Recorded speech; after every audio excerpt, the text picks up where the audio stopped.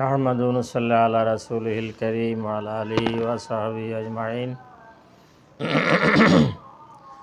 আল্লাহ পাক আমাদের সবাইকে ভালো রেখেছেন, আলহামদুলিল্লাহ। আমাদের দেশে অনেক জায়গায় দেখা যায়, আমাদের দেশে কেন সব দেশে আছে, অনেক পিতামাতা ছেলে মেয়েদের মধ্য থেকে কাউকে সম্পদ বেশি দেয়, কাউকে কম দেয়। আবার কোথাও দেখা যায় ছেলেদেরকে দিয়ে যায়, মেয়েদেরকে মোটেই দেয় না, বা মেয়েদেরকে দিল লামসাম কিছু দিয়ে যায়। আসলে এই ব্যাপারে শরীয়তের সিদ্ধান্ত কি আমরা জানতে হয়। তো শরীয়তের সিদ্ধান্ত হলো, হযরত ইমাম আবু হানিফা, ইমাম মালিক, ইমাম শাফি রহমতুল্লাহ আলাই এবং ইমাম ইবনুল মুবারক, এই চারজন ইমামের মতে ছেলেদের মতোই দিতে হবে মেয়েদেরকে, অর্থাৎ সমান সমান দিতে হবে। ওনারা একটা দলিল দিয়েছেন হযরত নোমান ইবনে বশীর রাদিয়াল্লাহু তাআলা আনহুর হাদিস থেকে। তিনি বলতেছেন যে তার বাবা তাকে একটা গোলাম দান করেছে। বশীর তার ছেলে নোমানকে একটা গোলাম দান করেছে।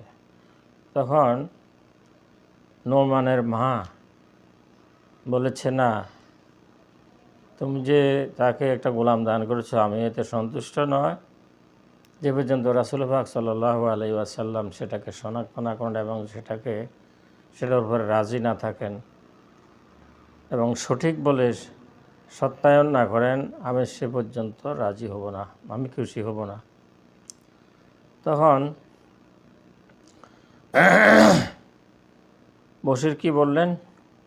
বশীর রাসূল পাক সাল্লাল্লাহু আলাইহি সাল্লামের দরবারে গেলেন, গিয়ে উনি যা করেছেন তা রাসূলকে বললেন।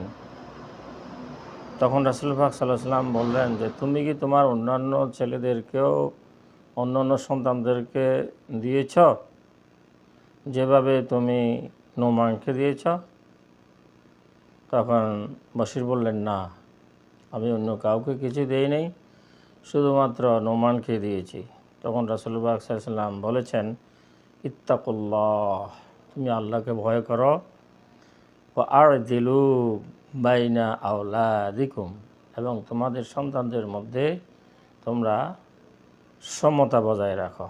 অর্থাৎ কোনো কিছু দান করলে সন্তানদেরকে জায়গা জমিন টাকা পয়সা যা কিছু দাও না কেন, সবাইকে সমানভাবে তুমি দিতে হবে। এর ব্যতিক্রম করলে আল্লাহ তোমাকে সাজা দিবেন। তাই আল্লাহর সাজাকে তোমরা ইত্তাকুল্লাহ, এই ব্যাপারে আল্লাহকে ভয় করো, আল্লাহর শাস্তিকে ভয় করো।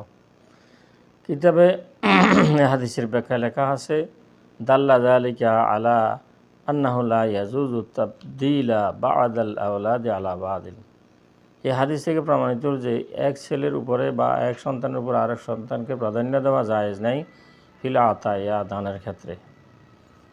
অতএব আমাদের সতর্ক হইতে হবে যে আমরা আওলাদ পর্যন্তদেরকে তথা ছেলে এবং মেয়ে আমাদের কাছে সমান থাকতে হবে, এদের প্রতি সমান নজর দিতে হবে।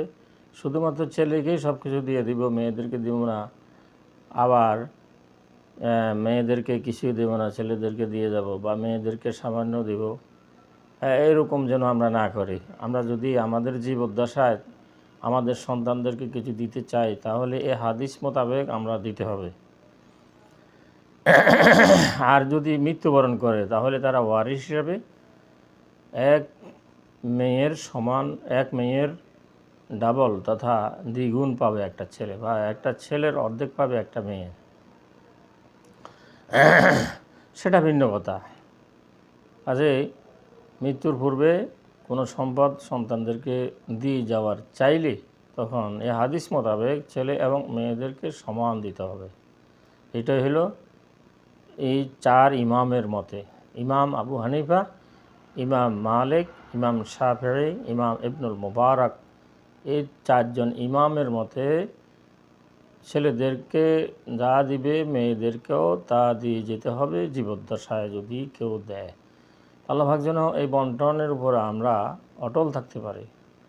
আল্লাহ যেন আমাদেরকে তৌফিক দান করেন। আর যারা করেছেন তারা যেন সেটাকে সংশোধন করে নেন। আল্লাহ পাক সবাইকে তৌফিক দান করুক পালন করার। আসসালামু আলাইকুম ওয়া রাহমাতুল্লাহি ওয়া বারাকাতুহু।